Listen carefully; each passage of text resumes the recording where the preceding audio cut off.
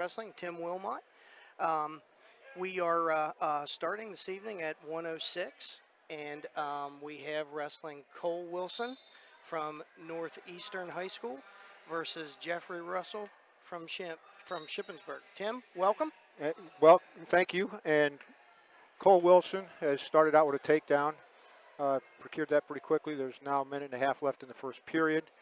Uh, Kyle Poe is the coach of Northeastern, and Shippensburg is coached by Tony Yanello. Officiating crew on this match this evening is the head official is Jim Kuntz. Jim has been a PIAA official for 6 years. He also officiated in Maryland for 2 years. He is acting as the vice president of the Carlisle Wrestling Officials Association, and he is a school district administrator. I'm not sure in which school, but he is a school district administrator. Known Jim a long time. His assistant official is Larry Steele, and Larry will be the head official in the next match, and I'll give you his breakdown at that point. We got a 2-1 bout right now with Russell got an escape, and there Russell has a front headlock. There's no control. Note that these are both freshmen. Really no outstanding credentials at this point in their career. Jeffrey Russell was a PJW place winner 3 times, and looks like Cole Wilson's current record is 10-1. He said so. Well, they were to the top 2 seeds, so even without a lot of information on these guys, the seeding went well. It's 4-1 now in favor of Cole Wilson, who took down Russell. The restarting Russell. False start. There's false start on the top. On Poe. I didn't notice Tim earlier when I was talking. I was reading off Jim's credentials. The 4 points for Poe, they both takedowns? Yes. Okay. That would be Wilson. I think it's coach's Wilson. name. Right, I got it. Well, and now there's a scramble for Russell. Still controlled by. He's got a Turk. Almost had a Turk. Short time now. Oh, it's close there. Got 2 swipes. Should be 2. 2 near fall. All right. End of first period. Good start for Cole Wilson. 6-1 Cole Wilson. Red was flipped, and he defers to green, who is Russell's in the green anklet. Russell chooses down.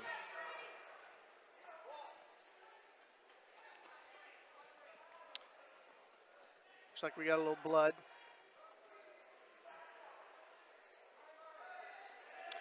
Yeah, Tim, you were saying earlier that you were looking at the seating sheets. I've been pretty busy today and haven't had a chance to look at much of the statistical breakdowns, but you said the seeds worked out pretty well? Yeah, I went through the brackets to see how many 1-2 matchups there were, and there were only 5 weight classes where there was not a 1-2 matchup. So that is a tribute to the seating committee, in my opinion, that however it is that they developed their numbering system for seating, pretty accurate.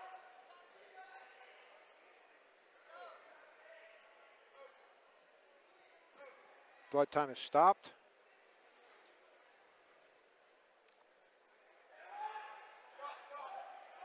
And the Northeastern wrestler is on top.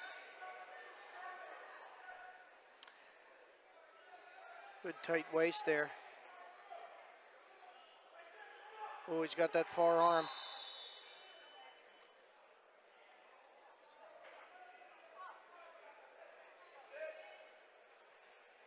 Wilson seems to have good hips, if you know what I mean, as far as his riding skills.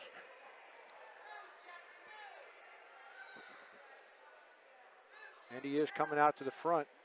Yeah, Russell's not able to. He's not going to get hit there. He's putting a lot of pressure. A lot of pressure on top. Oh. Nothing. I don't know. Yep. They went out of bounds. No change. No call there. No change. That was a tough call. Probably have some people agree with it in either direction. We can't see where everybody's feet are when they land when we were up here.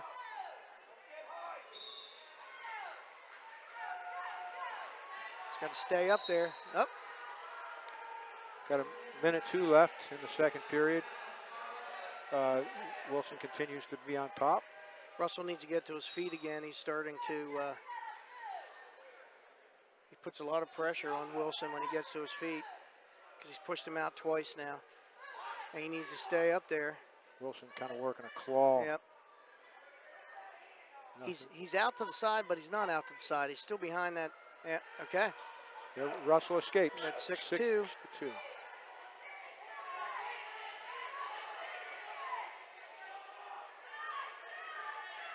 He's in on a nice single. Can he convert this? Yes. Oh, nope. Good. I think that's a correct call. Left He only foot had, was out. only Left had one foot was foot out. in. Yep. Russell's still going after it. Got a deep shot and a finish. Nice dump. Straight to his back. 2-2. 2 near fall awarded. Now we're in major territory.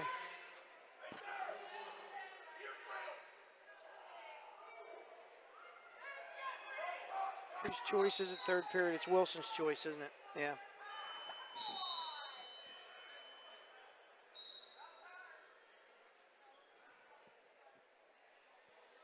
Yeah. Takes down. Not sure I'd have done that with a 10-point lead because We got blood time. blood again. Russell's taking blood time. It looks like first thing they're tending to is 8-point lead. Yeah.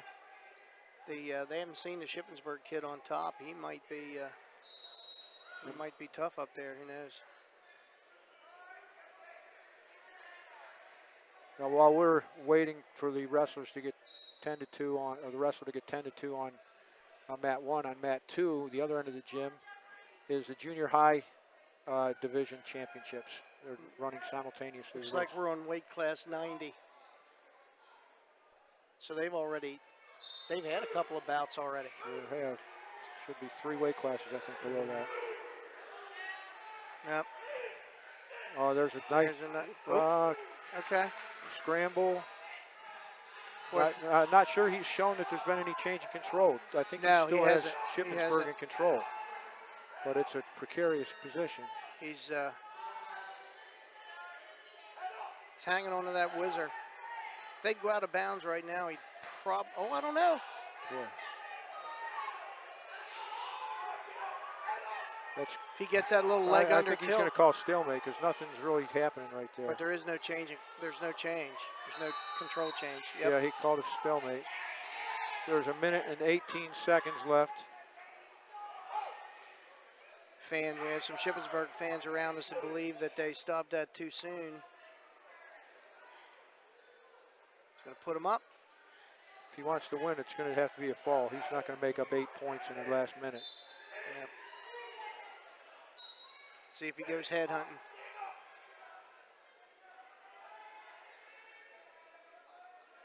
Score is 11-2. They just changed it on the because of the scoreboard. escape.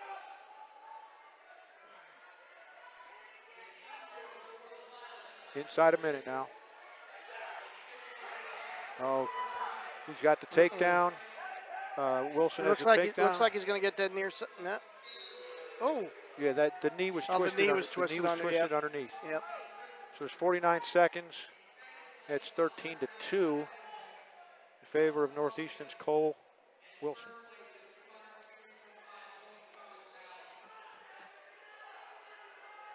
Many of you listening to the show are used to Ed Gottwal's being here for these kind of events, and Ed is quite sick and under the weather, and we're hoping that he's listening and hears us wish him the best. Ed, we're doing all right. Hope you're feeling better.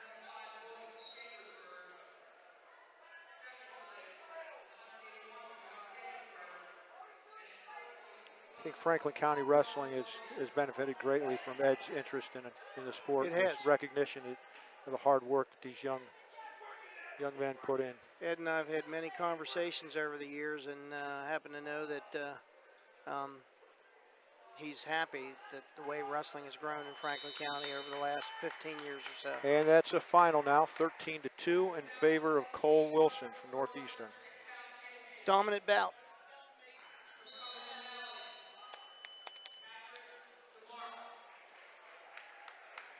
All right. Next up is 113.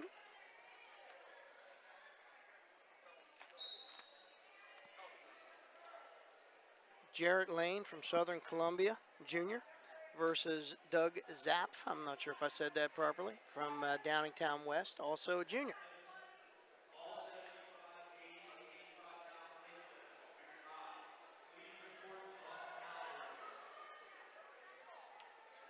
Jared Lane had a 50-2 record That's over the last two over seasons. the last 2 seasons.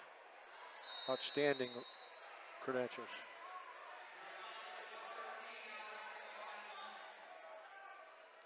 Downingtown West is coached by Brad Breeze, and Southern Columbia by Jerry Marks. Officiating crew for this bout, head official is Larry Steele. Known Larry a long, long time. Larry is a 23-year official. He's been a high school official in 3 states, in Pennsylvania, in Maryland, and in West Virginia. He is the Carlisle chapter PIAA rules interpreter, and he is also an NCAA official. As I said, I've known Larry. I coached for 33 years, and I've known Larry most of that time as an official, and does a nice job out there. As long as he's put in, he knows what's going on. There's no question about it. And Larry knows the rules. We've got even 1 minute remaining in the first period. They're restarting it on their feet. Got a nice matchup here. Jarrett Lane was a PIAA AA 2A state qualifier last year, in which he was second at 106. He was state qualifier at 106. And he also took second place at, I'm assuming, 106. The weight class isn't on there, at Escape the Rock, which is as many of you know at this point, is a very prestigious wrestling tournament in late January. Also, Doug Zapp from Downingtown West was a state qualifier in 2015 and 2016. And that would have been in the AAA. That's AAA. That's right. Downingtown West. That's AAA.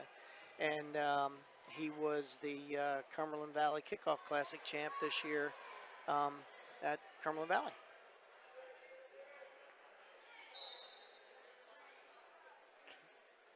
There's time. He blew him out at bounds right at the end of the first period. A lot of movement in that first period for no score. He obviously got a couple quality kids down here. Flip went for Downingtown, and he is going to take bottom. Wants to get that first score. Yeah, good strategic decision. If he scores here and they go into overtime, it makes a difference. The first score for that sudden, the the fourth overtime period. Right. Fourth and final one. Sudden victory.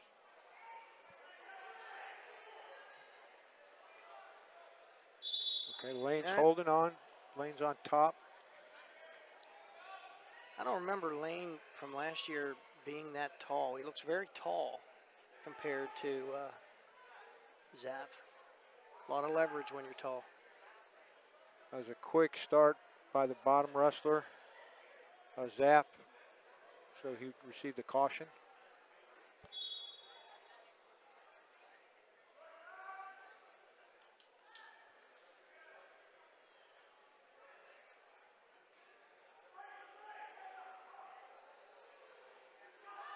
Lane's kind of got a claw. He's pulling him back to crab ride a little bit. He's tough up there. I don't know if you noticed or not, but he hasn't had any separation of his hips. Each time that Zapp's gotten to his feet, Lane's hips are tight. He's tight. 1:21 left in the second period. No score.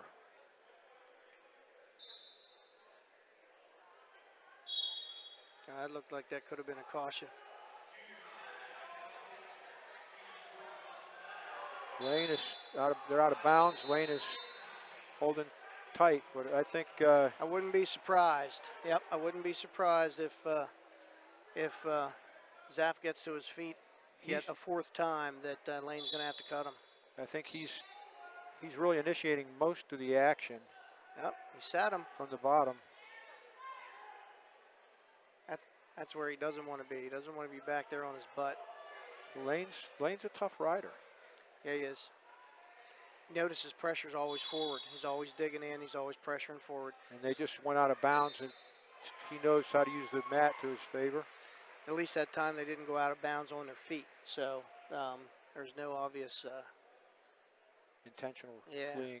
Or stall.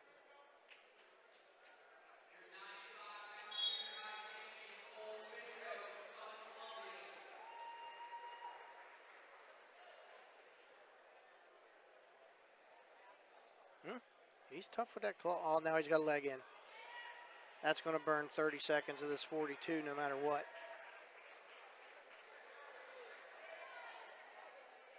Got that toe hooked. Oh, does he have that forward? I think Southern Columbia as a team, they're pressuring for the top 3 spots. There's a warning on the bottom wrestler, on the Downingtown wrestler. Southern Columbia has done very well in this tournament each of the 3 years that they've been here.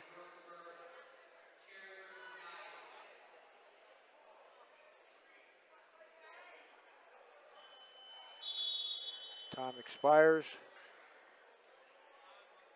Red is selecting the bottom, so that puts Lane on the bottom. No score, still no score. No score.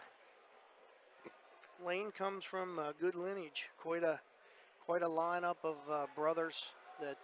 It's going to be an optional start by the Downingtown wrestler. Optional start from the top position. He's going to go ahead and give up the 1 to try and get his 2.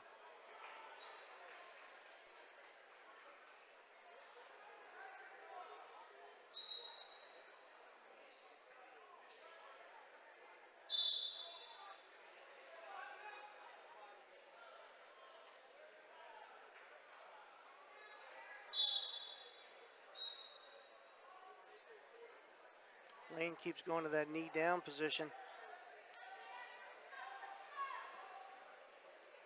There's nice, that was a nice shot. It was a little too wide. It was a little too wide on that. Uh-oh.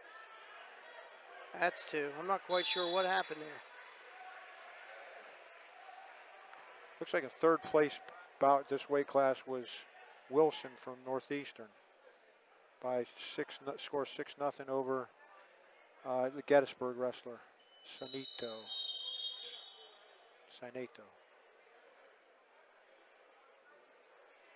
There's a caution on the green. I think there was an earlier caution on the green. Yeah, there was. There was. Second period. The score is 3-0. And Green has 2 cautions, so he can't have another. Next one will be a point. Lane's tough on top. He's a leech.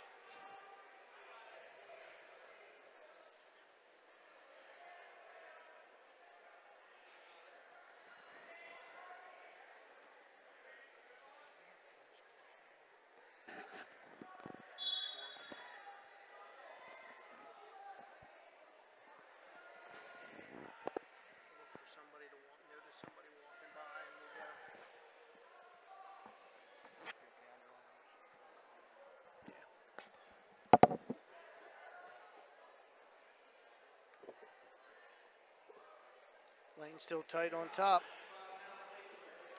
48 seconds remaining on the edge. Keeps sliding that tight waist and a half in there, and he's tight on Zapp's hips and just can't quite get out. Still think his best bet's to get the whole way to his feet.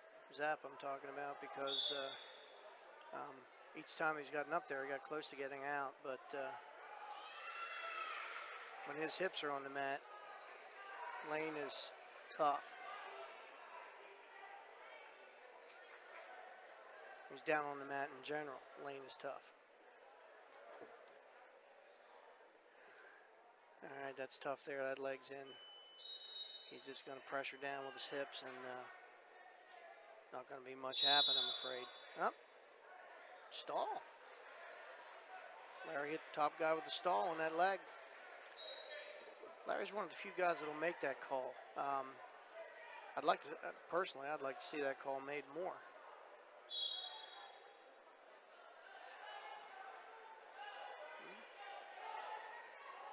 Escape by Zapp. 6 seconds remaining. Got to get a takedown. Short time. Time is up. All right. Quality bout. 3-1 decision. Jarrett Lane from Southern Columbia. Congratulations.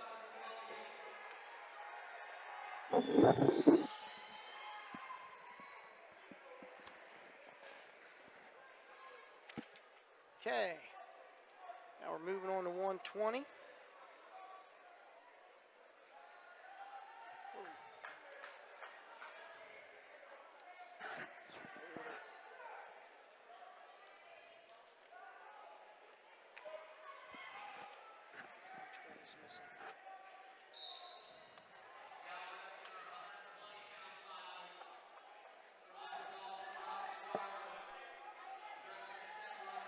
Got Bronson Garber. He has a top seed from Upper Dauphin against Runshaw from Chambersburg. It'd be Seth Runshaw. Seth Runshaw. Seth was, looks like a 6 seed. Yep, Seth's had a nice tournament. Quick takedown. Officiating crew for 120 is Joe Thies. Bro, Joe Tice. Yeah, I'm sorry. Joe's been officiating for 10 years in PIAA. Officiated previously in his home state of Kansas. Joe lives in Fayetteville, so Joe lives locally, and he can be seen anywhere in central Pennsylvania officiating at all levels. Besides wrestling, he enjoys hunting and his spare time. Who doesn't, Joe? Who doesn't?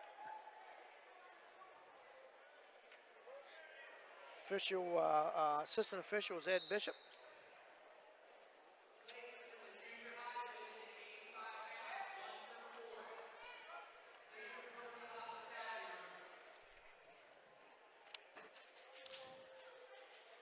Seth's in a little trouble here in the near side cradle.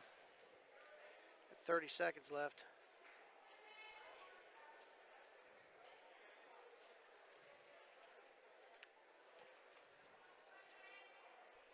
Seth happens to be my neighbor right across the street in town here. We get to talk wrestling a lot. He and his brother, of course, Colin wrestled for me up until last year, of course. Chambersburg is now coached by Matt Menser, who was your assistant. Mm-hmm. Long-term assistant. Upper Dauphin is coached by Mike Rupp.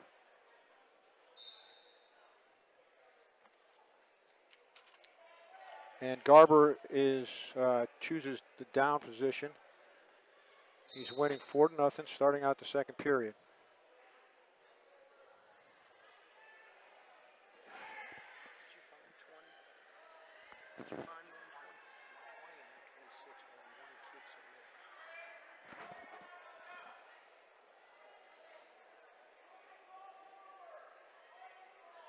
Another deep shot.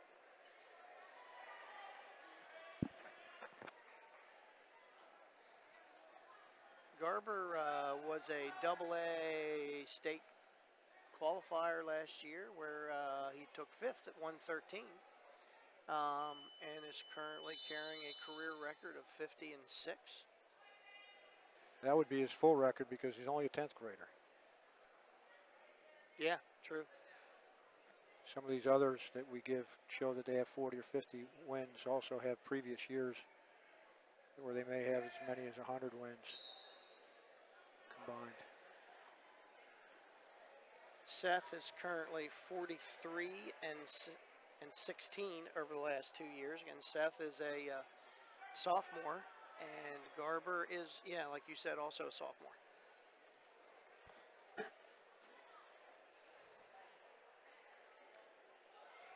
Garber's pretty well having his way.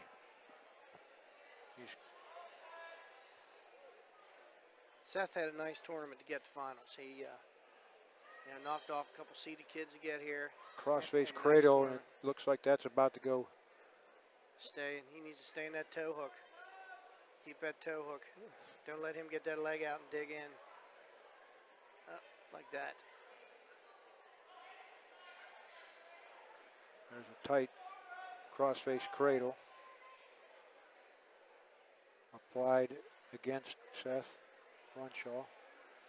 Three near fall points awarded. It is, I believe, 10-0.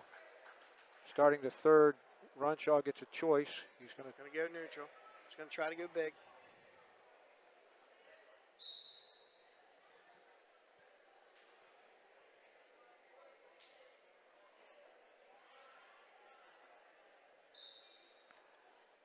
The third place. Garber's still coming. The third place winner in this weight class was Connor Alexander from St. Christopher's, who Runshaw beat 4-3 in the semifinals. Nice. Alexander is 55-17 over this season and last. Another takedown by Garber.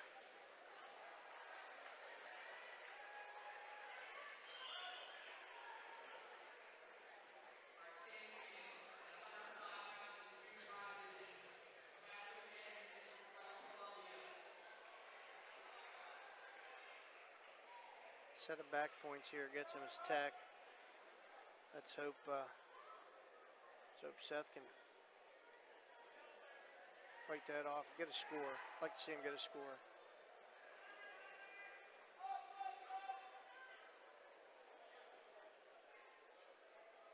Another kid looks pretty tough on top. Garber looks pretty tough on top.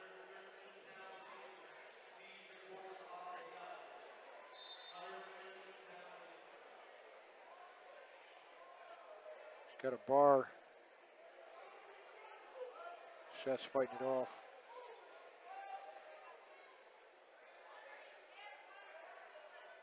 .30 seconds remaining.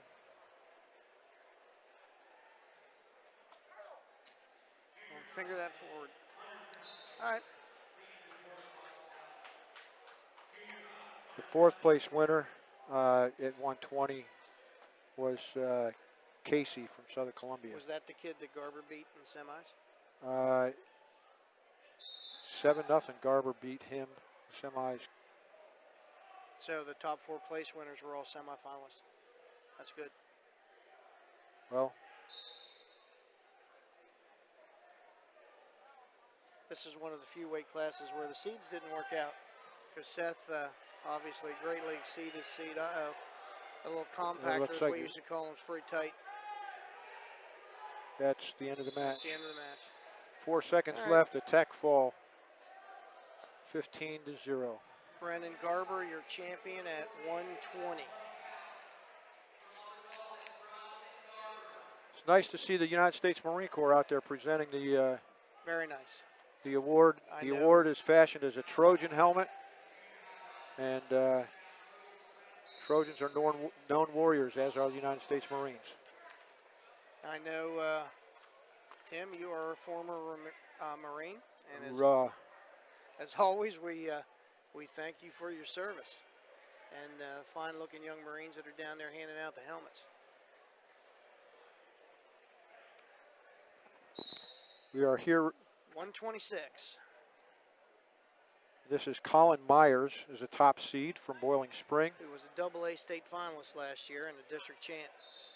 And the finalist from the bottom bracket is the second seed, Gray Hart from St. Christopher. Colin's in on a deep single.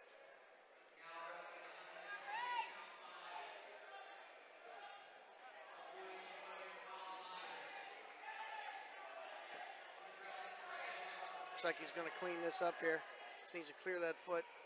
Well, getting in a funk situation. The third place finisher in 126 was Wren from Southern Columbia.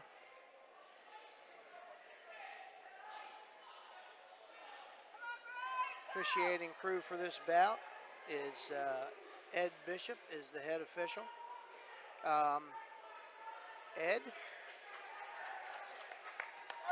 takedown there. Ed has been officiating forever. We got Ed, a takedown for red and a reversal for green. Ed is a 38-year PIAA official, and he is also an NCAA official. He is the president of the Cambria Somerset chapter of officials, and I have known Ed for a long, long time, and he is an excellent official. Love watching Ed work. As far as coaches, from Boiling Spring, Rodney Wright. Rodney been at Boiling Springs for a long, long time. He's one of the Boiling Springs is one of the perennial, certainly District 3 AA powerhouses, and they're obviously happy with Colin Myers. And St. Christopher Wrestlers are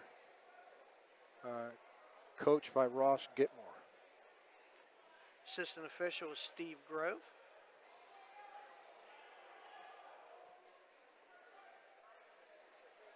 Short time remaining in the first period. 2-2 tie at the end of the first. So both Flip goes to red, who defers, and green chooses down. both these guys appear. I've seen Colin used to come to our club some. We've seen him in the room. Both these guys appear to be pretty explosive. There was that takedown with that quick reversal. So I think what we're going to see here is some periods of not a whole lot of activity, but when there is activity, it's going to be quick. Some flurries. Yep, quick and explosive. There's potentially dangerous. And Colin Myers shakes it out a little bit, retakes his bottom position. Referee puts the red wrestler on top, and they start. I thought he was going to clear that out. He's getting Hart's hips out of position. He keeps getting that almost in that chicken wing, always on the left side, that chicken wing situation where he gets it. Ooh. That was. Yep. They call that potentially dangerous. Called potentially dangerous. I thought maybe he was going I think I saw the same thing you did. He's closer than we are and has a little different angle. He sure does.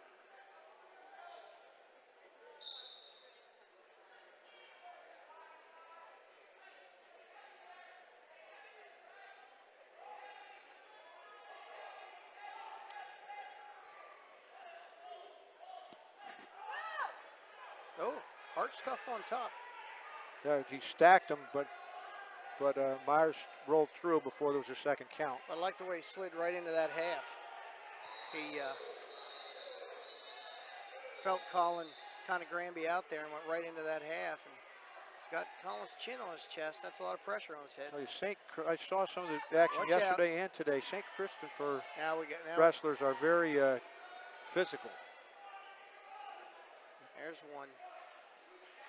One for Myers.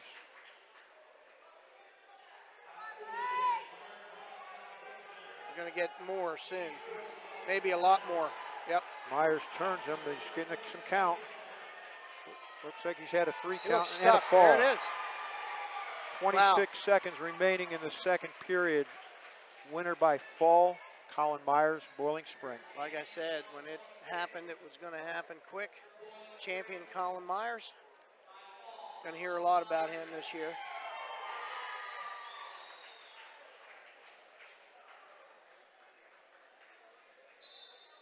Now we're moving on to 132.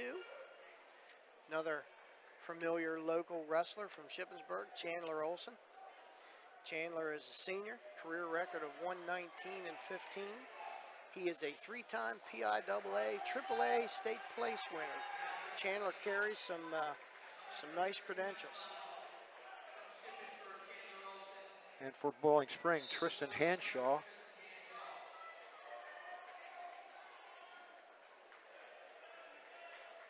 Henshaw was a 3rd seed. The 2nd seed was Bain Gordon from Clark County. Chandler with a quick takedown there. Now he's on top. Chandler looks like he wants to work a little bit on his feet. Chandler's pretty tough on top. Chandler's coached by Tony Yanello. Officiating crew. And Rodney Wright is for Bowling Spring. Officiating crew, 132 is Steve Grove. Steve was the head wrestling coach at Central York High School for 7 years. He was himself a state qualifier in 1984 at 126 from Central York. He's been officiating for 8 years. Assistant official is Mike Satino. Chandler's really working that front headlock. Spin him, throw him by, but he was able to get his arm up to block it, so.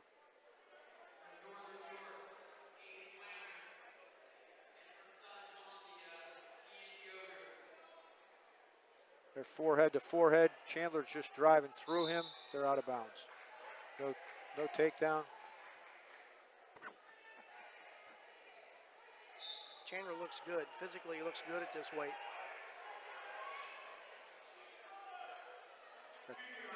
Kind of a Russian tie that he likes to use.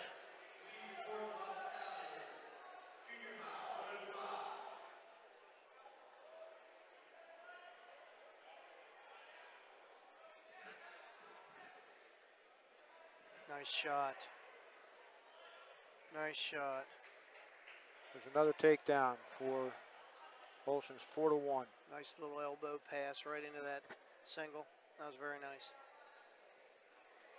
Now I'd expect he's going to work on top there for these remaining 5 seconds. Yeah, just work for no change. Time expires in the first period. It's 4-1, Olsen's advantage over Tristan Hanshaw. Hanshaw wins the toss and chooses down.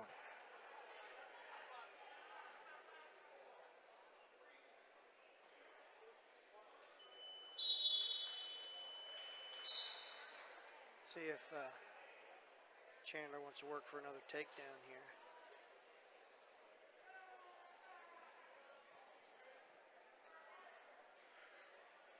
Looks like Chandler let him go. He's letting him go. Hanshaw's a senior, has a pretty nice record himself. 33 and 18 coming in, which makes over the last 2 years, just makes him 37 and 18 right now. Both these wrestlers are seniors. Nice shot by Olsen. Nice dump. That was very nice. He's working for a Turk. All right. There's 3 counts. He rolls back over. Referee awards the 2 Make for near it fall. 8-2. He's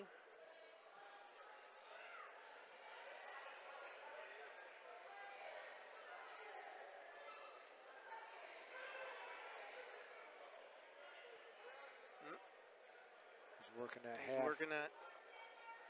Notice how he knew he was in a situation where he might get it potentially dangerous if he worked that over further, and he just stopped. Working the opposite. Now he's working the leg and hip turn. He's in a nice position there. Look how he's above the knee. He's got that leg forward. There's a lot of pressure. Now, he worked his leg out there, but a lot of pressure when real difficult to get your hips up. Yeah, sometimes it requires tolerate some pain to get out of that position. That's why hip flexibility is so helpful to wrestlers. Chandler's another kid that's just like a leech on top. His hips he's just glued to you. His hips are glued to you. So hard to shake them. Red chooses down. That's Olsen. Takes the bottom position, winning 8-2 to start the third.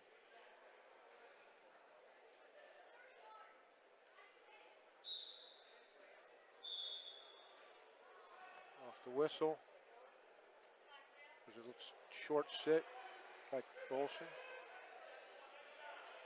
No change in control.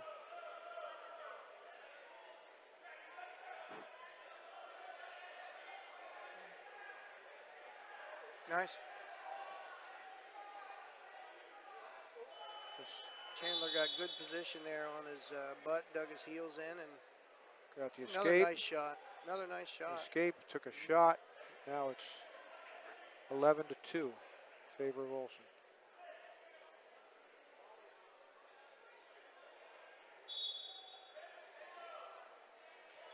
These matches have moved right along. Yeah, we're. I think, to the wrestlers' credit, they're staying inside and doing a lot of their wrestling in the center circle.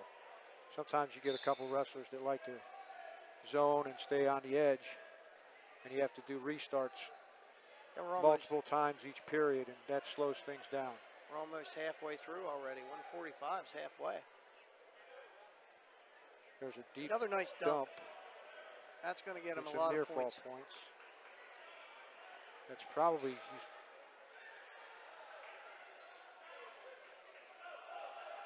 it's 15-3. Olson's going to needs a takedown and cut a set. him loose.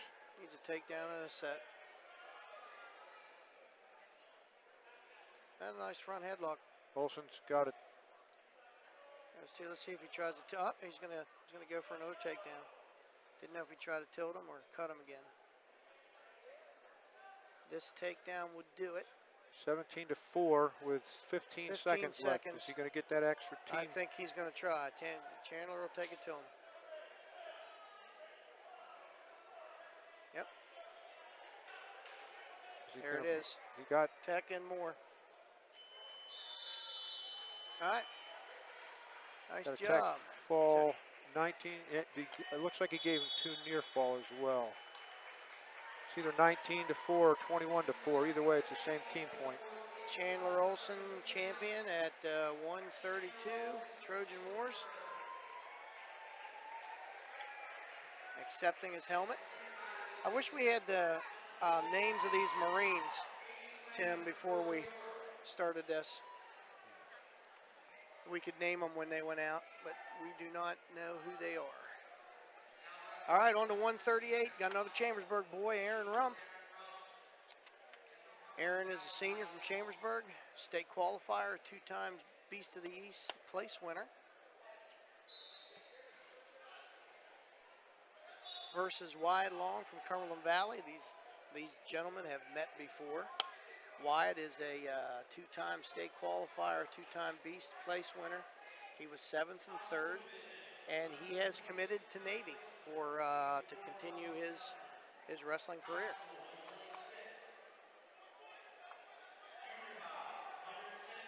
Well, you know a good bit about Aaron Rump.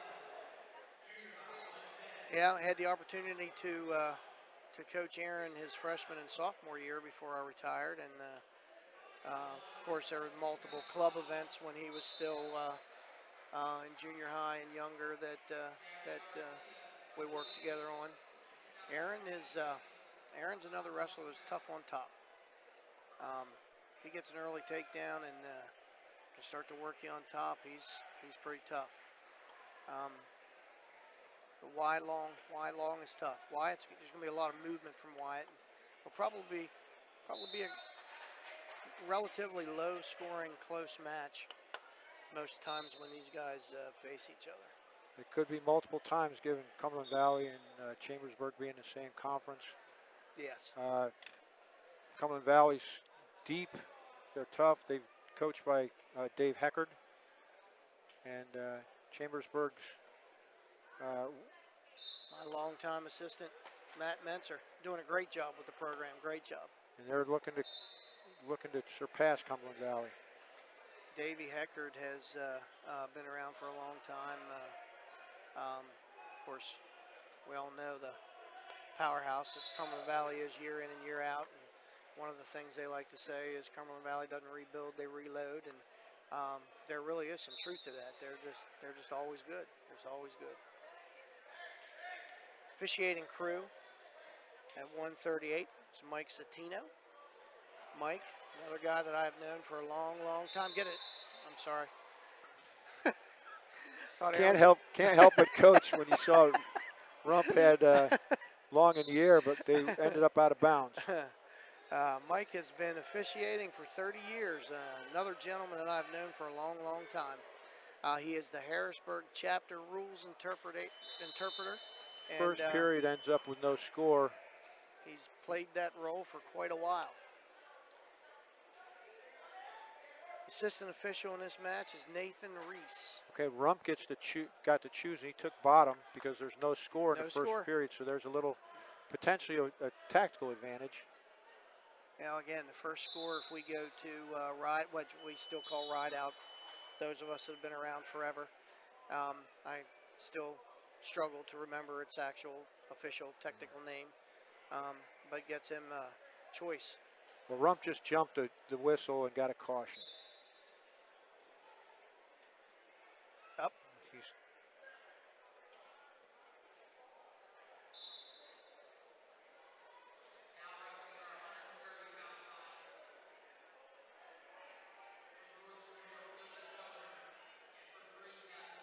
Looks like Long's got a bar and a one-on-one.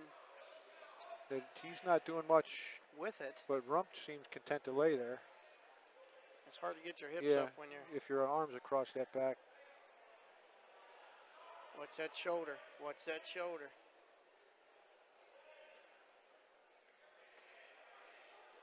There's really not much Aaron can do there but belly down. Right. And watch that arm. Sorry, folks, if I just yelled in your ear. Like Tim said. Potentially dangerous. Call was a call of Mike Citino. Spent a lot of time with these kids over the years, and it's hard not to bark stuff out. Especially when it's safety. That's Aaron's second caution.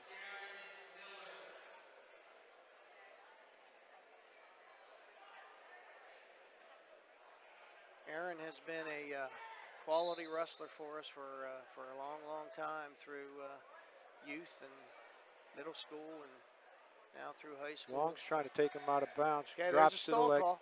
Stall call on red. As soon as that call went, though, he started a flurry. Yeah. But Aaron needs to keep getting to his feet because he knows he can get that call. Put the pressure on. Still no score. There's 45 seconds remaining in the second period with Long on top. Stay up there. All right. 38 seconds, still plenty of time.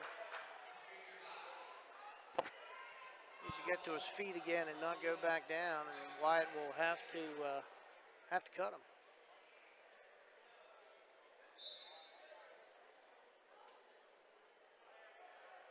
All the way up.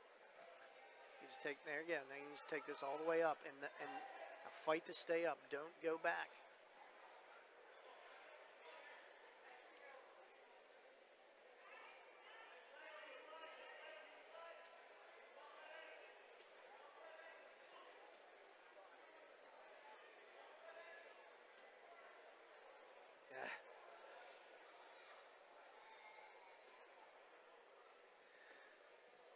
I wonder how Aaron will play the third period. I wonder if he'll just go ahead and cut him, try and spend the period working for that takedown, or if he's going to try to tilt him.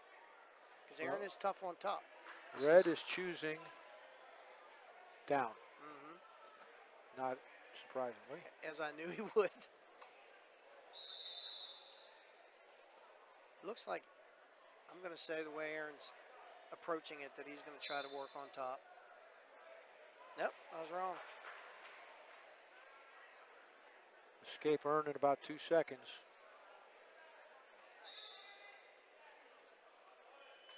So it's Long 1-0 early in the third period, and they're on their feet.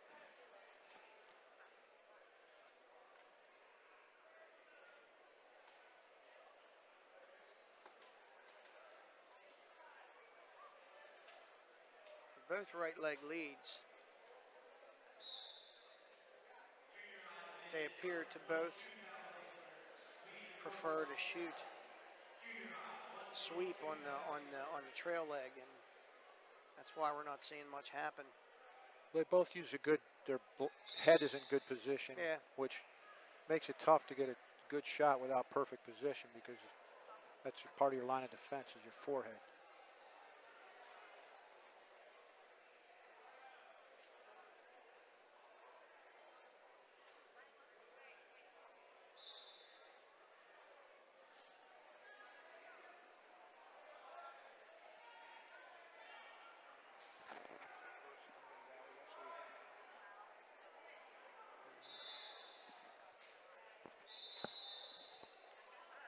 Got injury clock.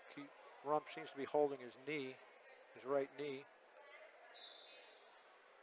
This is Cumberland Valley's first finalist, I believe. Yes, Cumberland Valley is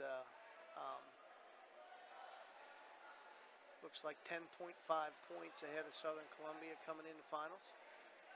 207.5 to Southern Columbia's 197. Now, Southern Columbia has one win under the belt in finals, so they would have closed that gap a little bit.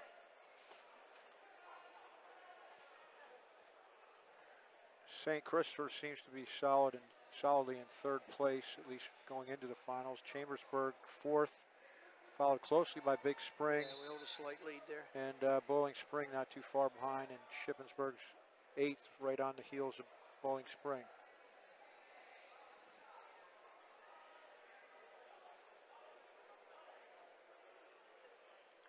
.25 seconds left on their feet. 1-0.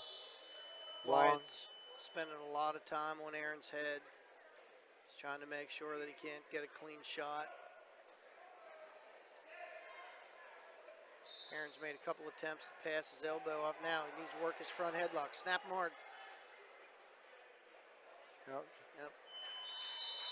Rump stayed aggressive that last Yes. half minute especially, but Long just plays a very solid defense. Wyatt Long, your champion at 138. And the 138 third place was McHugh from Tamaqua, and Lower Dolphins, Ulray was fourth.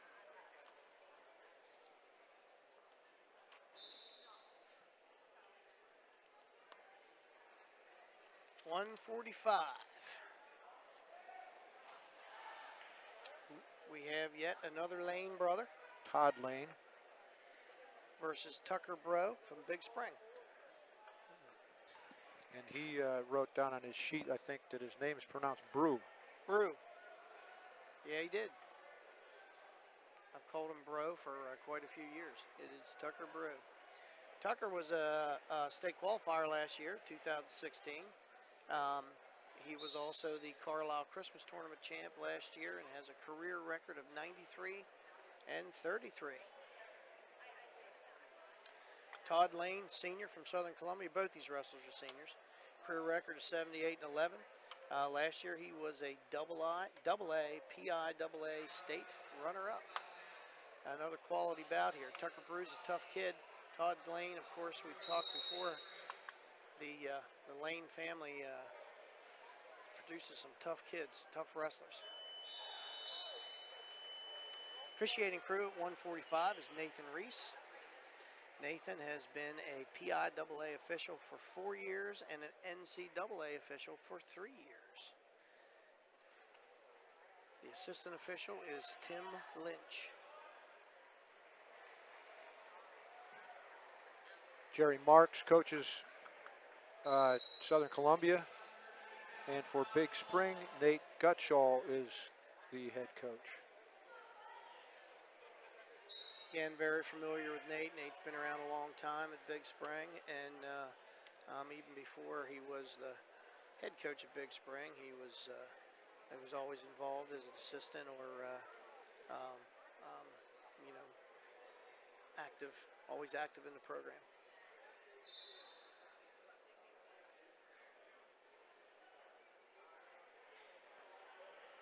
Looks like Brew is staying out of the bounds. Blown out of bounds. I don't think there was any call there because it looked like he was trying to get back in.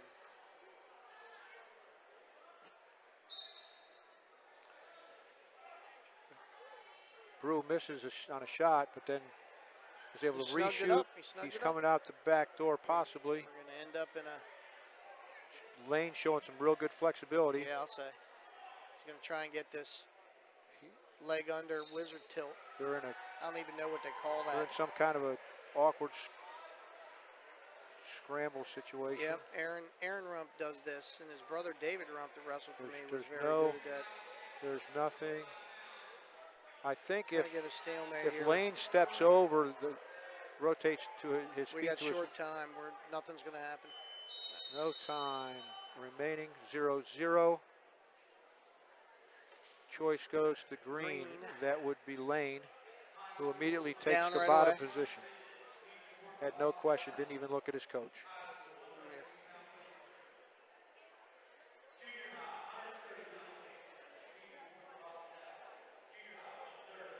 Brew on top, right side.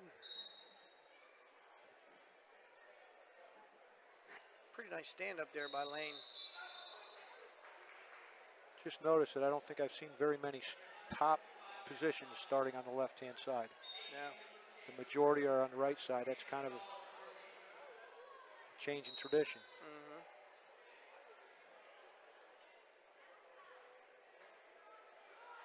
Escape by Lane. Took him 13 seconds.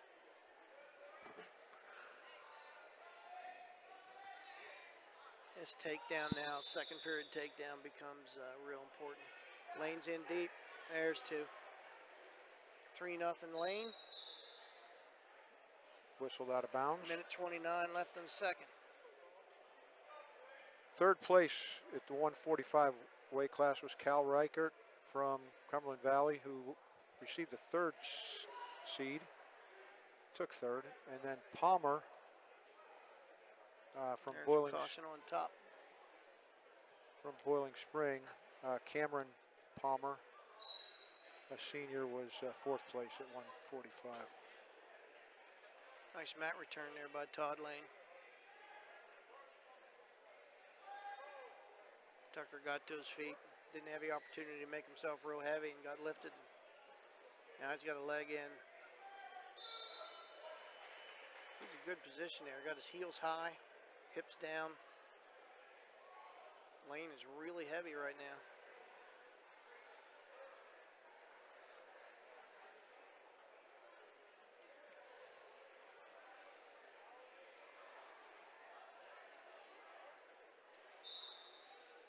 Got 45 seconds left.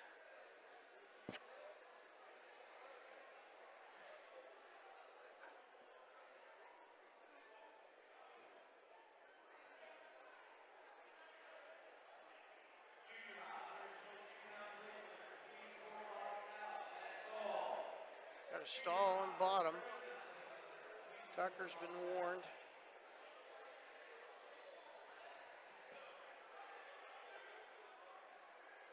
Another nice mat return by Todd Lane. 13 seconds. Something needs to happen quick. Oh, got a little blood. Blood time. Looks like some blood was noticed by the official coming from Lane's nose. Tucker's getting to his feet down there, but he's being immediately returned. He's not getting the opportunity to get his hips down and make himself heavy. A lot of work to get to his feet and then gets returned immediately.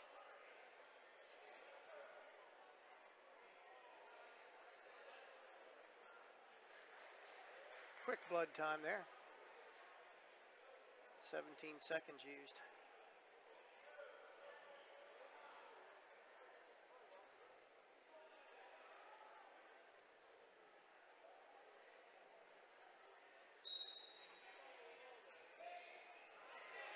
Yep.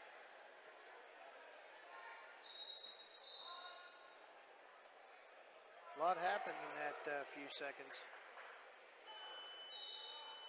Ended up out of bounds. Caution. That's going to be on Tucker. Jumped the gun just a little bit. Never stopped the clock. Need to reset that at 6 seconds. 6 seconds, Tim.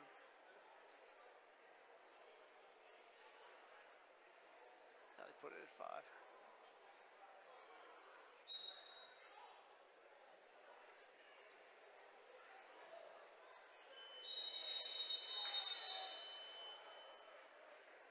All right. Third period. Todd Lane ahead 3-0. Tucker is taking down. At the end of that, the last period, Lane was holding on both ankles. Came very close to an illegal locked hands. I don't think he actually locked him, but he was pretty close.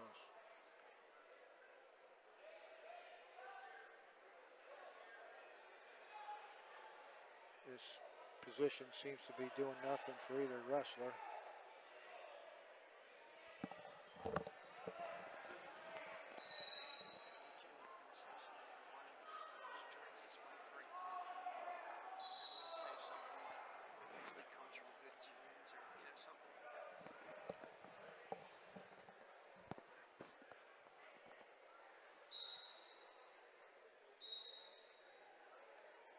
Again, up.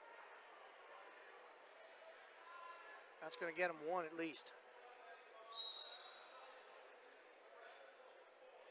1 point red. Yep.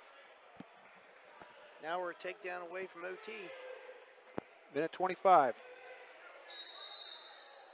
That was good officiating right there, Tim. How about it? Yes. That was only his second caution. I was afraid that might have been his third, but No, that was his second. they have it correctly in the book, I'm sure, too. Bruce staying after it. Mm-hmm. Shoulder deep on a single, but Lane's trying to lift the hips so he can. Lane's good in that position. So he's going to get that leg in. If he slides that leg in, he's going to get the two. Brew needs to get his hips up higher. Brew's in trouble right now. Maybe we'll get a stalemate. That's what he needs to hope for. Stalemate called. 49 seconds remaining. Still time. They're on their feet.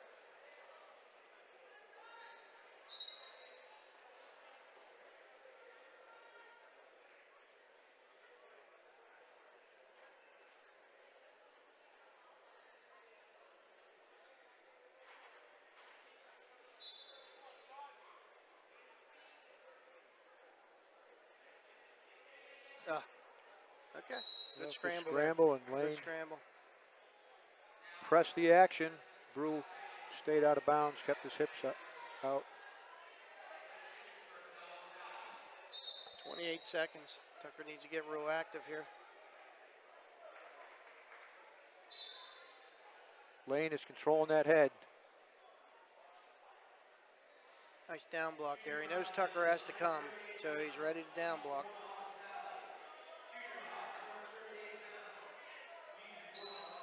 Eight seconds remaining. He'll be restarting with 8 seconds remaining. I don't believe there's been any stall call. No, just the two against cautions. Lane, so he will probably just stay out of trouble. Yeah, he's circling backwards. Yeah, he doesn't have to do anything here but stay away. Takedown at the end. Takedown right at the end. That was all Brew's takedown because he went for it. Went down swinging. Champion at 145, Todd Lane.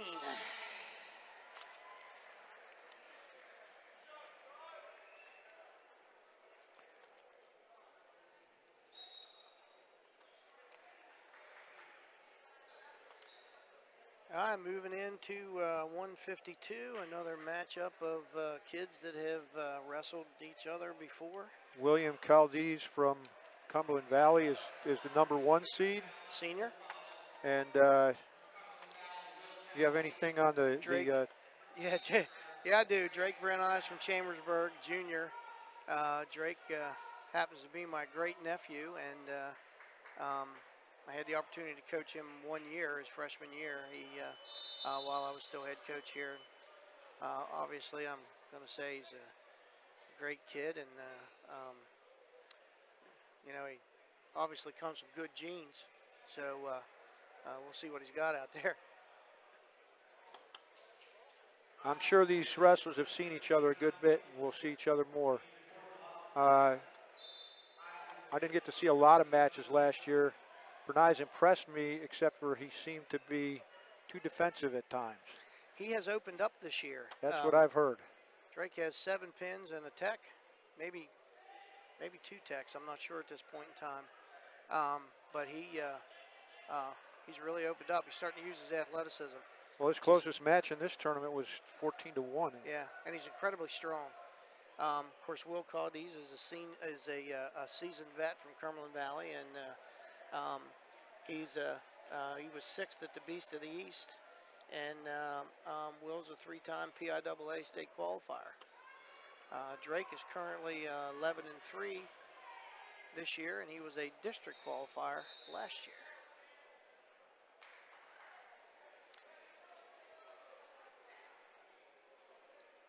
Officiating crew is head official is Tim Lynch. Tim's been around for a long time. He's a 35-year PIAA official, and he has done states 4 times. Assistant official is Harold Lepley.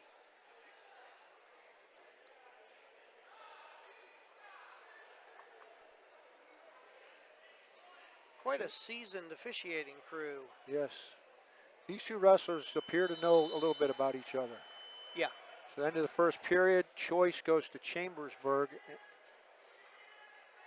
I wouldn't expect there to be more than 5 or 6 points scored in this match. Caldiz was given the choice. They deferred to Caldiz on a 0-0 match. See how that strategy works.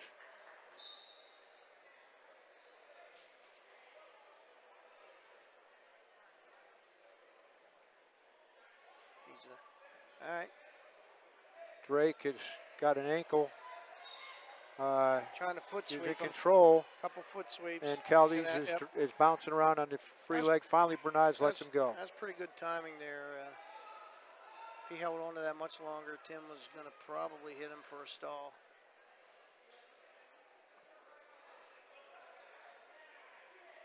Whizzer hard. Nothing yet. Nothing yet. Yep. Did he just call it out of bounds? Yep.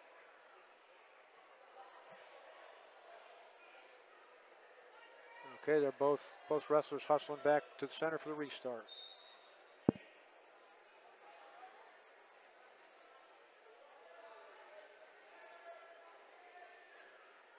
Get it? Yep.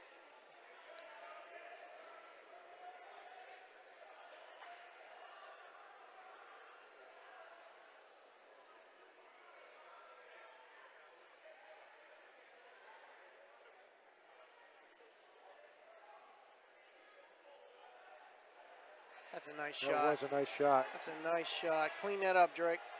Clean that up. Get that out. Sit him.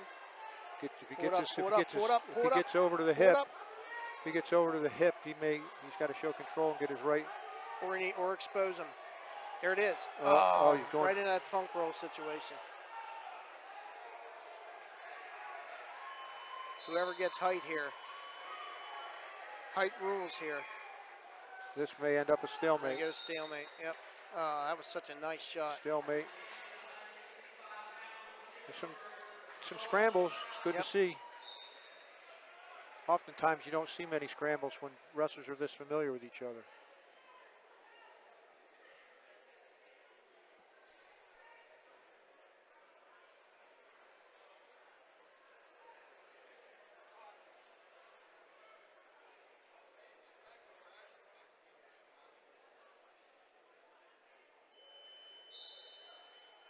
Time third. Okay. Drake chooses neutral and down 1-0, starting the third, he chooses neutral. I think if he gets in as deep as he did on that last one, he'll finish it this time. I think he felt something there. He felt like he's pretty sure he can take him down. That inside step.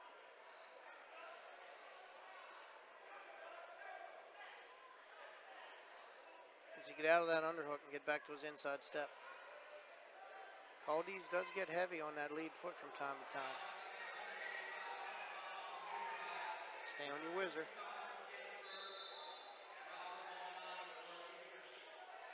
I don't like this. This is an awkward position. He's holding tight heavy. Staying heavy on that whizzer. Keep his head. That's 2. Yep. 2 and then out of bounds. 2 points and then out of bounds. So the takedown for Still escaping a Cumberland takedown Valley. away.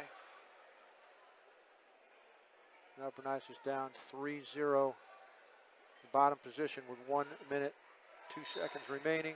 He explodes off the whistle. Just can never quite clear that ankle.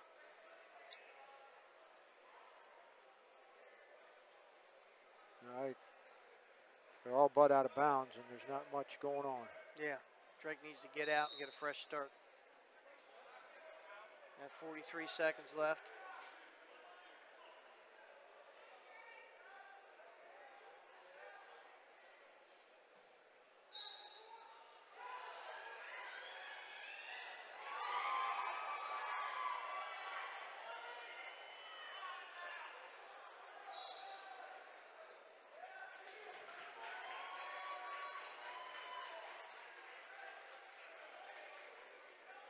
There you go.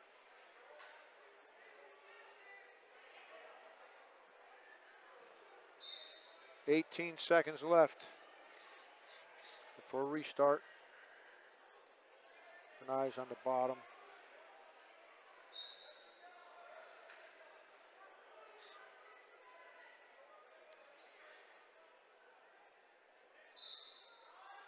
Caldiz has the legs in deep now. 7 seconds. Nothing's going to There's happen pressure there. in the head. Heels are Bernice high. really can't even get his, Yep. can get his head off the All mat. right, That's quality it. bout. Those kids could meet each other 3 or 4 more times this year between now and states. Champion at 152, Will Caldiz.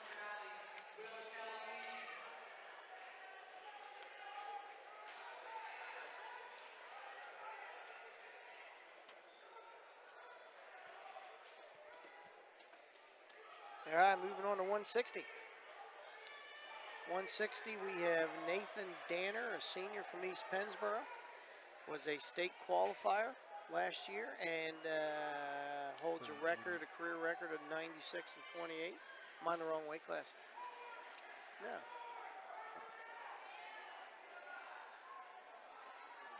All right.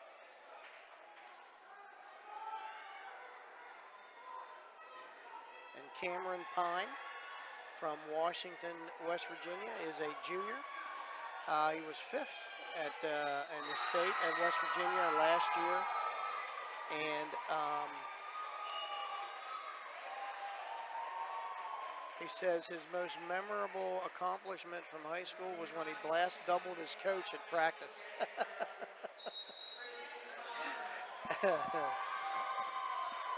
Out of bounds. Danner from East Pennsboro is a red anklet with an orange singlet, and Cameron Pine is from Washington, West Virginia. Yes. Officiating crew is head official Harold Lepley. Harold has been officiating for 26 years, as I said a minute ago. Pretty seasoned officiating crew here. 2 times he was fortunate enough to do the NHSCAs, and he worked the Malwa Nationals multiple years.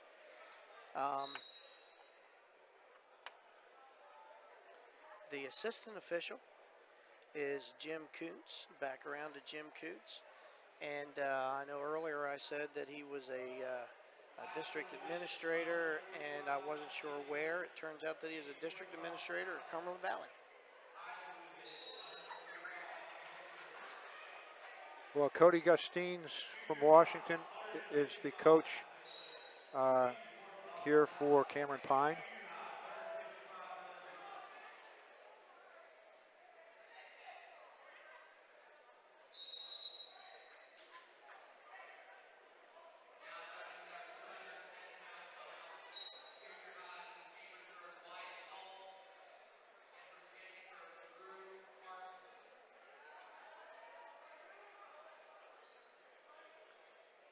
Danner's coached by Mike Nauman.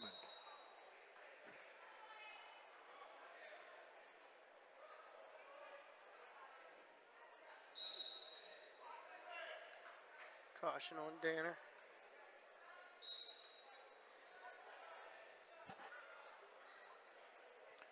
Not a lot of action in this one. No, not yet. Mike Nauman, previously the head coach at Middletown High School for many years.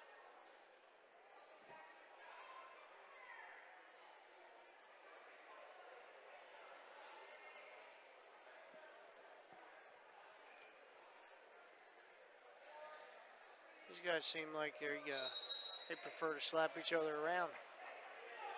Well, See what Tanner happens was here. the 5th seed here. State qualifier, he was the 5th seed. Cameron Pine was the 2nd seed. Did Danner beat Milligan in semis?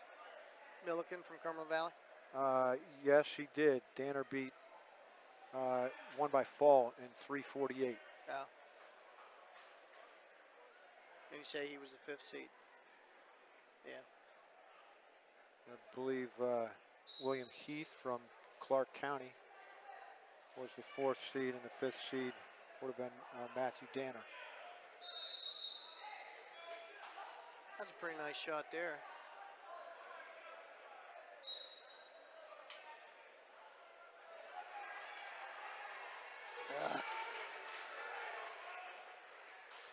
That looked too easy. 2-point takedown for Pine. Pine now up 3-0. 1:42 left in the second. The 1st seed, Milliken from CV, took 3rd place in a sudden victory over Turley from St. Christopher.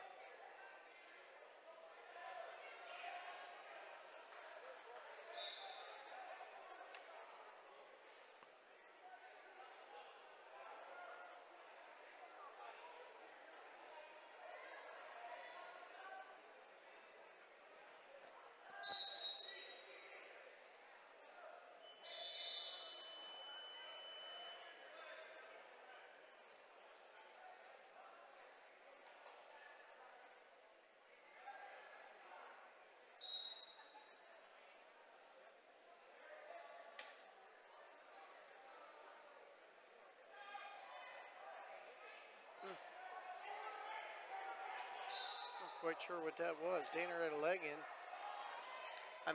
Pine had a leg in. Danner looked like he almost tried to Granby out of a leg ride and ended up in a turf. Very little motion in this match right now. There were some very good bouts. Yes. Earlier in this weight class. Turley from St. Christopher, who lost in sudden victory to the 1st seed, had wrestled Nichter, a freshman from Chambersburg. Nichter beat him, I believe.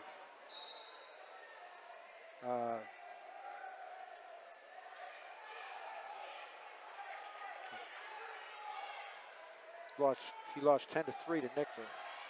Luke's a quality kid. Luke's a freshman who's been around forever. PJW champ, and he's going to go places. Luke's tough. Freshman wrestling 160. You know how tough it is for the young guys to compete at the upper weights and middle weights. Well, the upperclassmen will usually target him for being real physical. And that match, Turley was very physical, and Nichter kept his composure and kept after it, scoring points.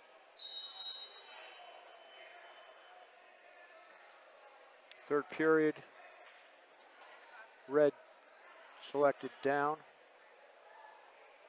All right. The red wrestler is the East Penn wrestler. 3-1.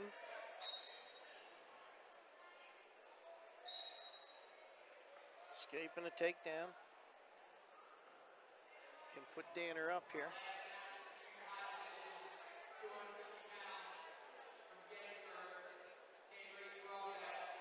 It's like the junior high bout is about to, or tournament's close to finishing. They're in the 250. That's my guy Malachi down there.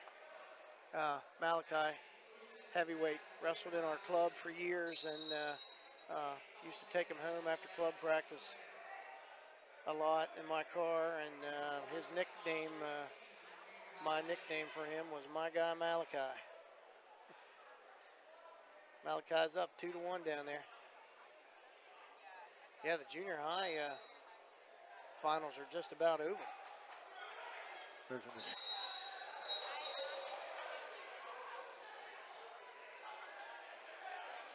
little flurry going out of bounds by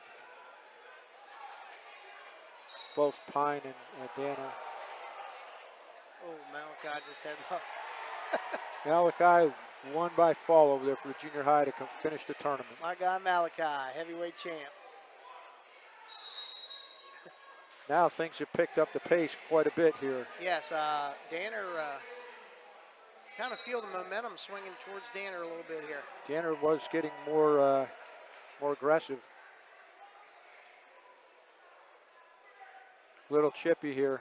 A lot of clubbing going on. I don't know if these guys know each other from somewhere, but they don't appear to like each other.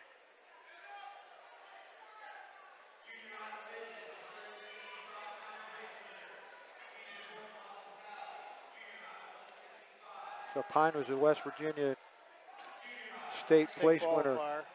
5th. Oh yeah, I'm looking at the wrong one. 5th. Fifth. I don't know what classification they have multiple. Yeah, I'm not sure if that's 2 separate years. He may have listed as 2 separate years, 2015 and 2016.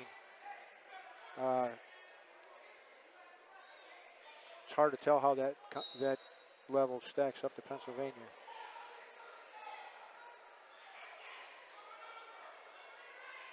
Well, right now he's beating a PIAA AAA state qualifier, 3-2.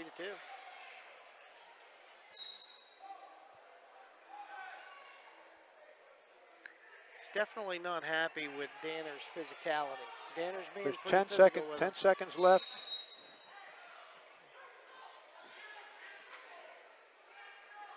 There's 9 seconds left. 3-2 in favor of Pine. Danner's going after him. Pine's underhooking. There's 1 point. 3-3. We're going OT. He just awarded a stall stalling call. point. Went from 3-2 Pine's favor to 3-3. Too defensive. Pine knows, and he's right straight on the center line, ready to wrestle. And they're ready for a restart. This will be a 1-minute period.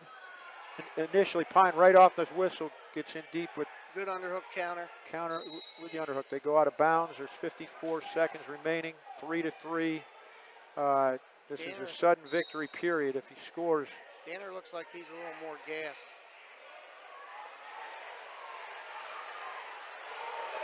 There's 2 points on a scramble by Pine, showing sudden victory. Showing some good conditioning yes. in that flurry at the end. About got way more interesting than we thought it was going to be. They waited for the last minute and a half or so to show some action. All right, Chris Pine from Washington, West Virginia, champion at 160.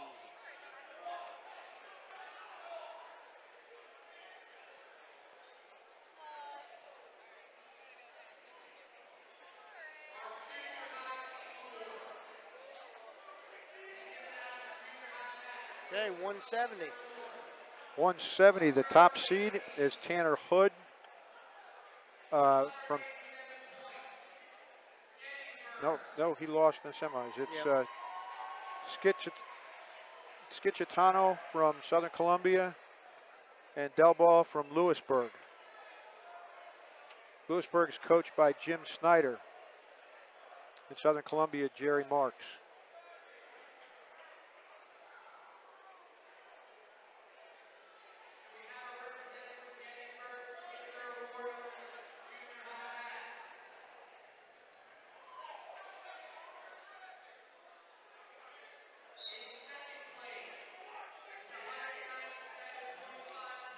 Okay, the officiating crew, we've done the circuit, done the cycle. We're back to Jim Kuntz, officiating again, PIAA or in Pennsylvania for 6 years, Maryland for 2 years, vice president of the Carlisle Wrestling Officials Chapter, and a school district administrator at Cumberland Valley.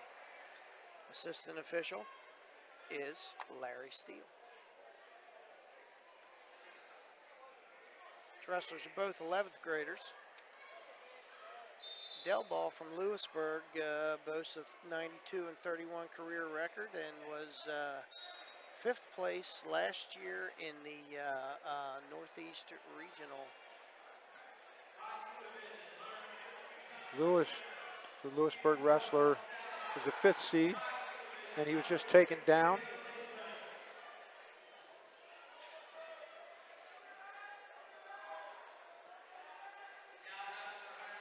No,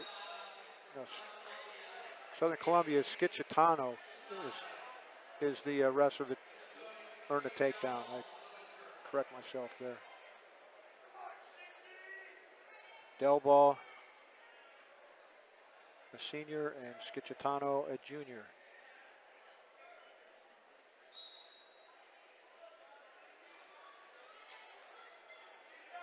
And we have no information on any special credentials. There's a 1-point escape by the Lewisburg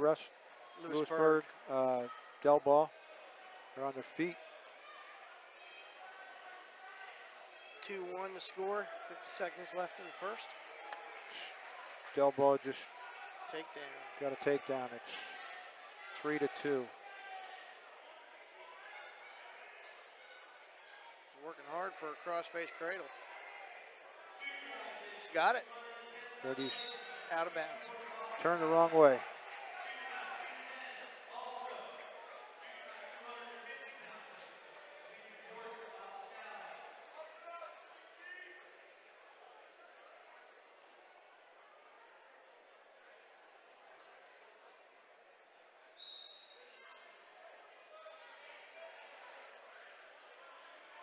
.25 seconds remaining in the first period. Lewisberry wrestler is on top, winning 3-2, and he's got a bar that he's trying to run. Oh. And he's stepping over. No criteria yet. There's the calling criteria. It looks like 3-4 counts. It's getting close. Now, yep. Change of attack now. There's 3 near fall awarded. 6-2 at the end of the first. It's a little high on that bar. Green gets choice and defers. And Southern Columbia Red chooses neutral.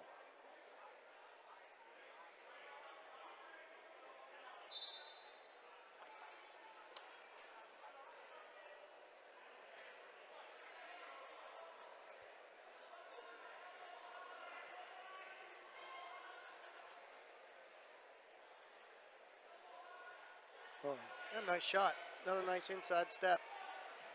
Takedown by Lewisberry. Right he to steps into a near side cradle and a fall.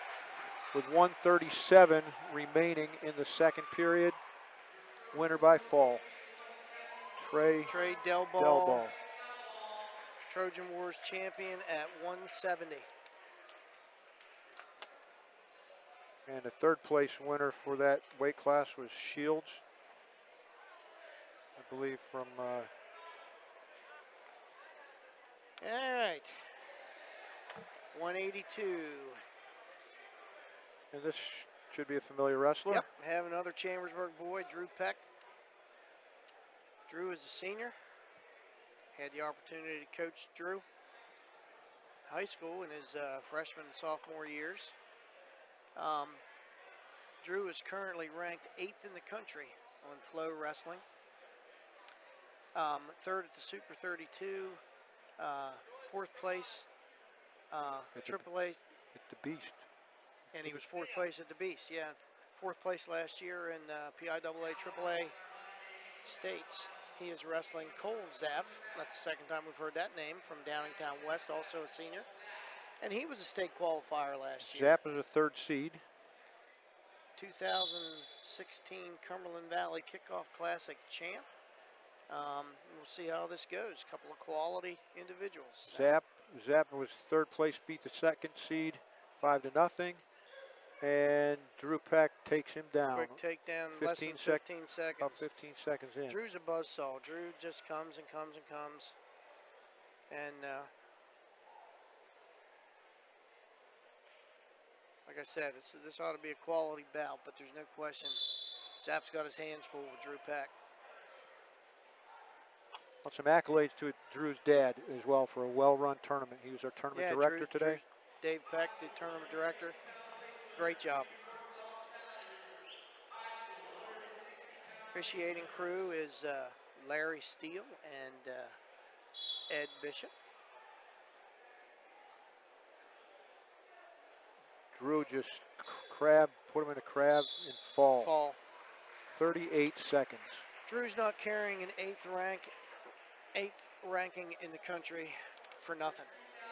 And Drew's a tough nut. Trojan Wars, that is also Drew's third Trojan Wars championship. He has 3 of those nice shiny stainless steel helmets on his mantle at home. Very nice, Drew. And Shadelsky from Lewisburg was third, and Davis from St. Christopher was fourth in the 182 weight class. Now we're up to 195. 195. We got Cole Forrester from Shippensburg, junior. Boasts a 58 and 17 record. Versus Blake Barrick from Big Spring, 2 familiar wrestlers, local. Blake is a junior. Blake is currently 68 and 17. He's a 2-time Escape the Rock Place winner, and he was a Fargo Freestyle All-American. And they're neighbors, Big Spring and Shippensburg. Yes, they are. Big rivalries. I guess if you had one particular rivalry that covers all sports, it would be for each of these schools, they'd name each other.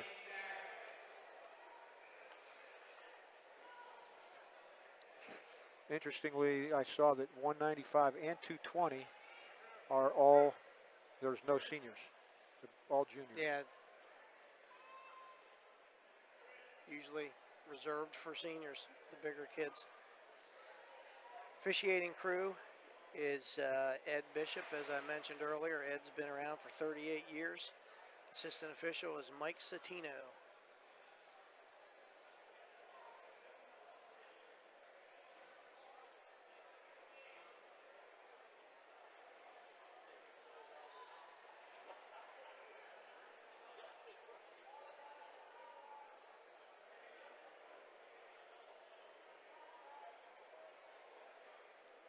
Forrester's heels are on the circle.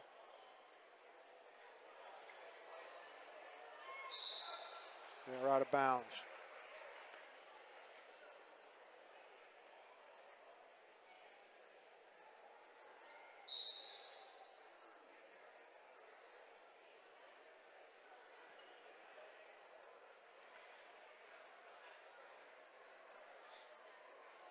Yeah, you'll find these guys are going to wrestle in the center. Won't be a whole lot of pushing, and well, they'll be pushing, but there's not going to be a whole lot of pushing and running the whole way across the mat. There's not going to be this, the scrambles where they end up out of bounds. They're going to be straight on, locked up.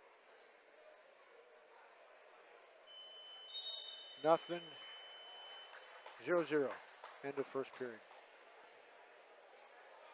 Red, its choice and chooses down.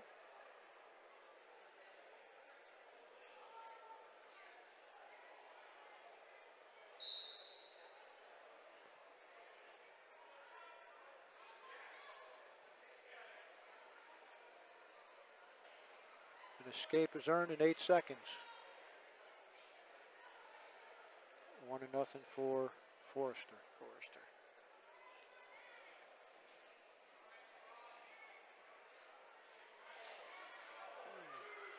It's a nice maneuver by Barrick for a takedown. Cole got himself extended on a shot, and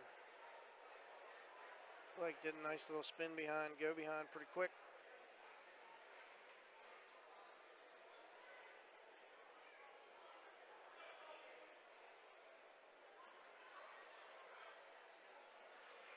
Escape, didn't really contest it.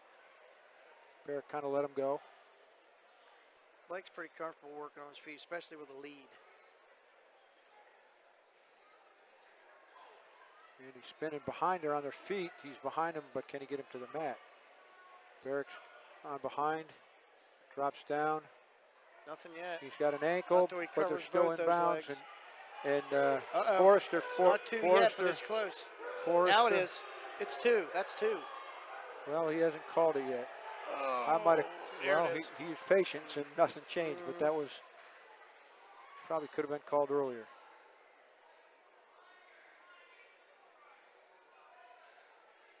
Puts a little interesting twist on it. So now we have Forrester up 3-2, 4-2.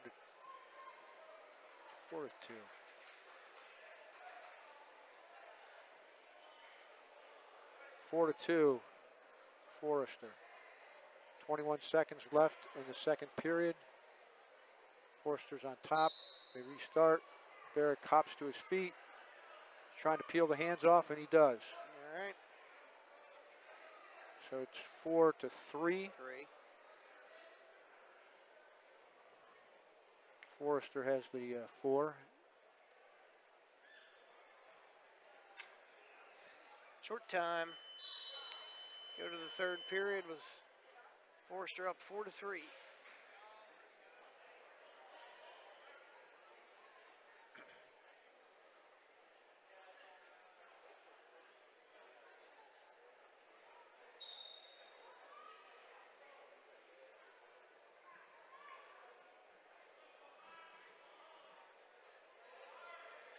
Blake's pretty good with his compact frame of, yeah, like right there.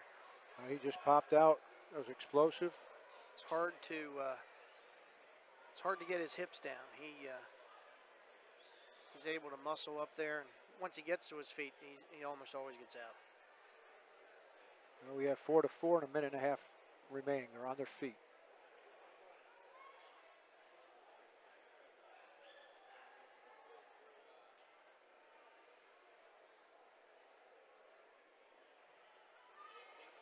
Forrester took a shot, backed out of it. When he stood up, Barrick spun behind, and actually Barrick has one of his legs secured. Whizzer in by Forrester to foil that attempt. We're going to get a stalemate here pretty quick. And, well, yeah, maybe not. Barrick's facing them. Now they're on their feet, head to head. It's the second time that Blake was able to spin behind off of one of Cole's shots. Well, let's see who's the best condition, because that's what this may come down to. 49 seconds remaining. They both want to score. It's 4-4.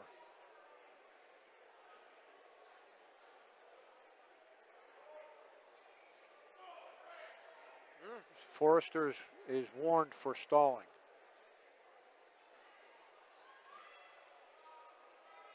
He's got to fight. He's got to fight to work in the center. Forrester's another shot from Blake. Forrester's out of bounds. I don't think they're going to score. They're blown out of bounds.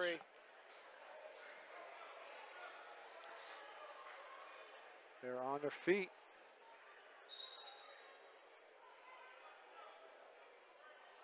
Nobody's going to take any real chances here with 15 seconds left, I don't think.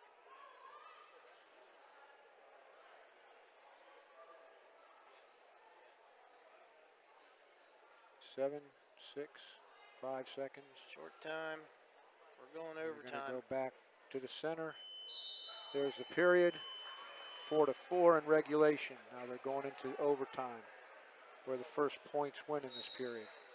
Right on the whistle. He timed it well by Forrester. He got deep into an ankle of Barrett. Barrett's trying to fight it off. Staying heavy on his head. He's going to try to grab some ankles. Oh, now Barrett spins and outmaneuvers him for the takedown. Nice bout.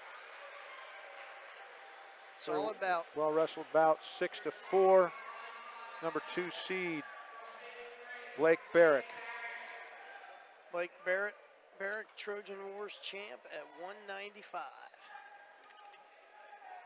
Third place in that weight class was Taylor from Boiling Spring. Gelnet from Upper Dauphin was 4th.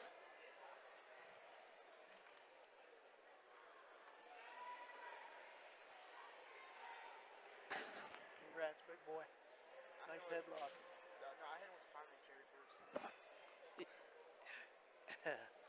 All right, we moved to 220.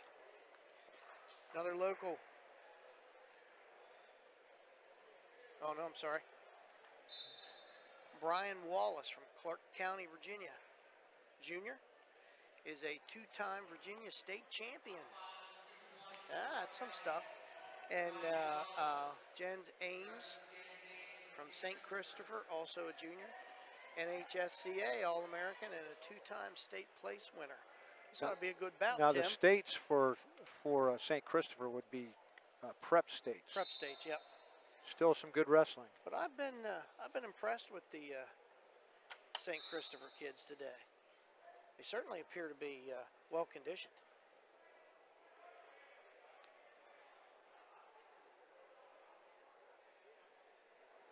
Officiating crew for this bout is Mike Satino, head official. Tim Lynch, assistant official. Again, a lot of years of experience out there on that mat right now.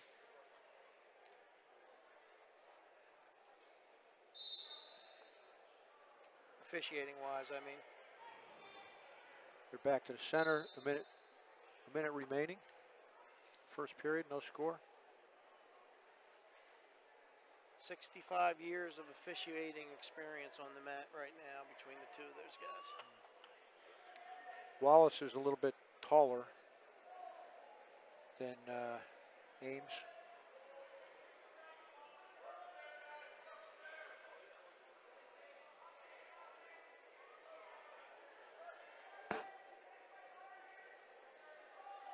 I haven't heard him announce recently the team scores. Have you? I didn't have notice not. Harnish from Lower Dauphin took third in this weight class, and Turner from Northeastern was fourth.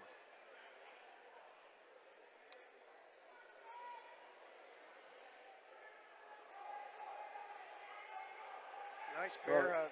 Bear hug right to his back. This could be, that's tight. Wallace, That's tight. Wallace finishes it off with 1 second remaining in the first period with a fall. Wow, 1 second. He wrestled very patiently. Yeah. All right. Yeah, he looks to be a full-size 220. Ryan Wallace, Clark County, Virginia, champ, 220. And a heavyweight. Finish us off tonight. Another local wrestler, Cameron Tinner from Shippensburg. Cameron was a PIAA District 3 champ last year at 220. And he was obviously a PIAA state qualifier with that finish. He was a Trojan Wars champ last year also at 220. And from Northeastern, senior Blaine Yinger was a District 3 champ last year. And he currently has 91 high school wins. This could be a good bout.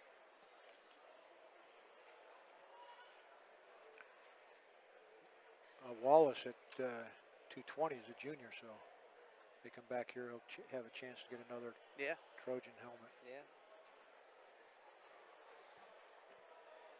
Officiating crew for our final bout of the evening is Tim Litch, head official, and Joe Tice, assistant official. Northeastern coach, Kyle Poe. Shippensburg coach, Tony Yanello. Tinner Nice shot by Tinner. Shoots and scores 2-0.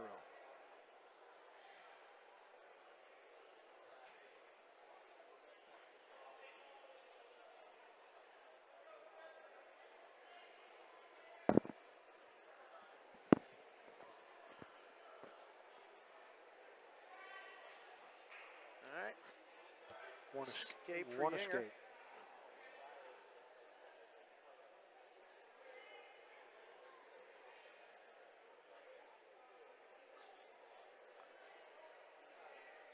Yinger's closest match was 7-0 in the semifinals, and Tinner's was 10-0 in the semifinals.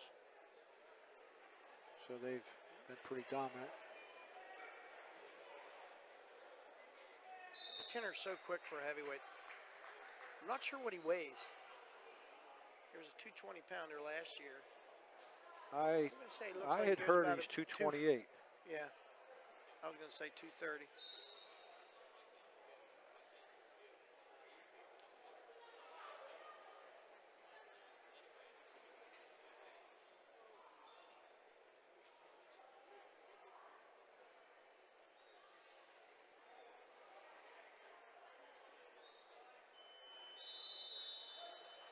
Looks like he's probably given up 25 pounds.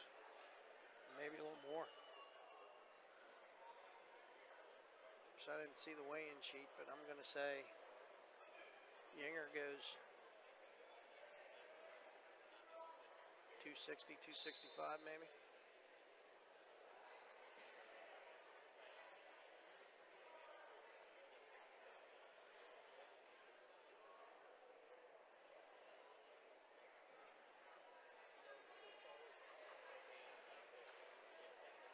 Tinner attempted a shot, was able to back out of it quickly before the bigger wrestler got on top of him. Yeah, I've noticed twice now, Cameron's tried to do an inside step on the trail leg when Yinger had his was in a left leg lead, and Cameron tried to do an inside step to the right leg. That's a long way to reach with a heavyweight.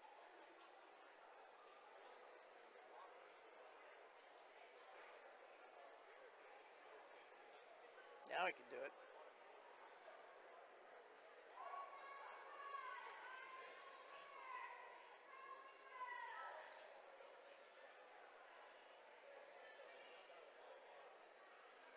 We're inside a minute. Tinner just There's spun, a nice takedown. went after the lead leg, Nice little sweep. got him falling forward and spun behind. Very nice. Well, they're parallel with each other on the mat, not doing much. Now Tinner's starting to work the turn. 30 seconds remaining in the second period. 4-2, Tinner's favored.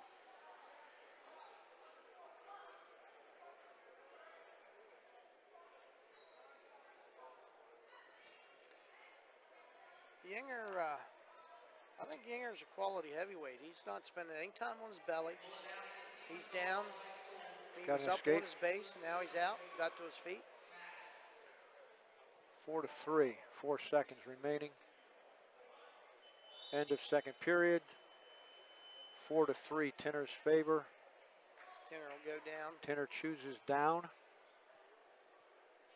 with a 1-point lead to start the third period.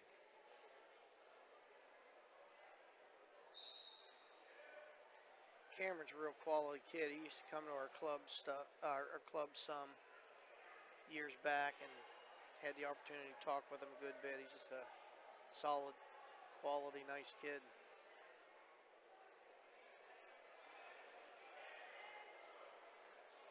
Looks like he's about to turn a reversal. Yep. And he does.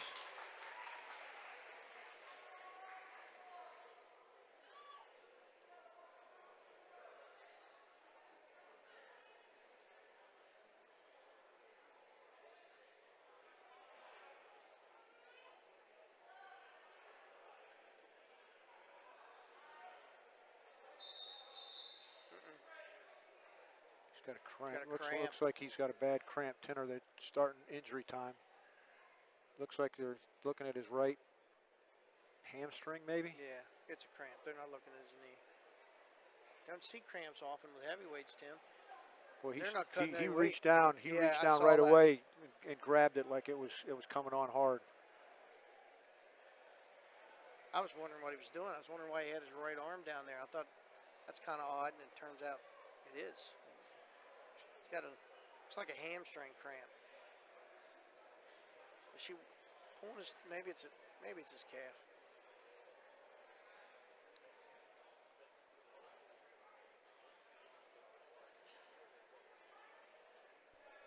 All right, Tinner's up 6-3. While Yinger takes the bottom position. 1:16 remaining.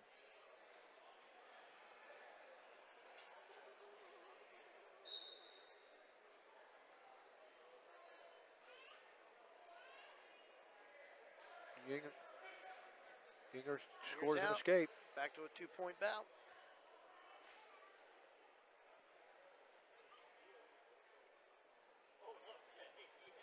Tinner won this tournament last year.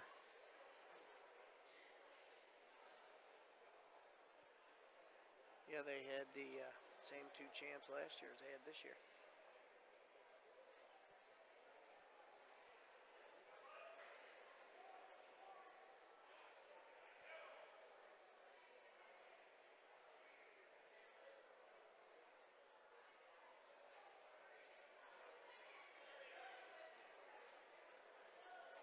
Ginger's going to have to do something. Yeah. He's down 6-4.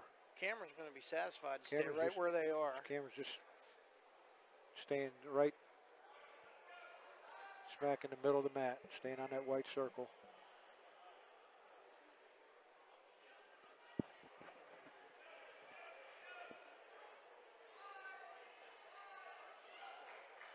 Three, 2, 1. That's the match. 6-4 for There you have it. Tinner. Cameron Tinner with his second Trojan Wars title. Congratulations to Cameron. There is the third annual Trojan Wars. Cameron proudly sporting his Trojan War helmet. Center of the mat.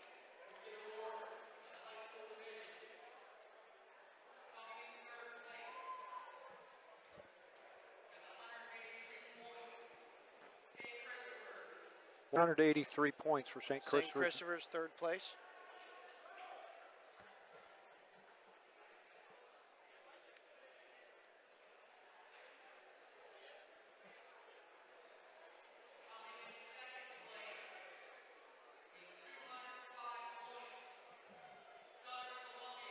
Southern Columbia in second with 205 points. That will leave Cumberland Valley in first place. I'm going to guess somewhere around 225 maybe. Probably correct. It's definitely Cumberland Valley.